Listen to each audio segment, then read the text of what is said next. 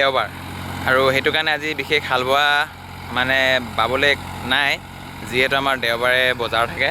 তো আজি কঠীয়ানি 6খনমান আছিলে, তো কঠীয়ানি বালোঁ আৰু কঠীয়ানি বাই আজি সামৰিম। আমাৰ যিজন চালক তেওঁ এফালে যাব আজি মানে আপডেটটো মানে বেছি হাল বাবলগীয়া নাই, তথাপিতো কৰ্ম মানে লগাইছোঁ, গেপ দিয়া নাই। এতিয়া কঠীয়ানি বাই থকা হৈছে।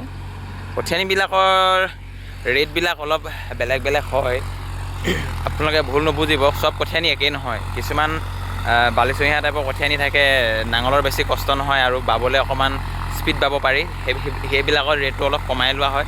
আৰু যিবিলাক অলপ আলতীয়া লিকটীয়া টাইপৰ হয়, সেইবিলাকত অলপ ল'বলগীয়া হয়, কাৰণ তাত 1 নম্বৰত একদম ল'কৈ বাই। এতিয়া যেনেকৈ বাইছে দেখিছে নহয়, গাড়ী যাওঁ নেযাওঁকৈ গৈছে।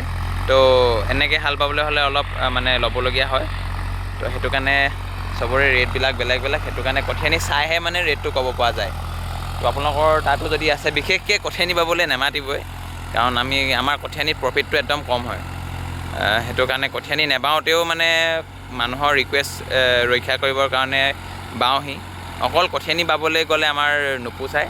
তো দ মাটি যদি বাবলগীয়া হয়, তাৰ ওচৰতে যদি কঠীয়ানি পোৱা যায়, তেতিয়া বাই দিয়া হয়। তো অকল কঠীয়ানি বাবলৈ হ'লে দূৰলৈ যাবলৈ দিগদাৰ হয়, ওচৰে পাঁজৰে অলপ বাব পাৰি বাৰু। তো আজি আপডেটটো ইমানেই আছিলে, ধন্যবাদ।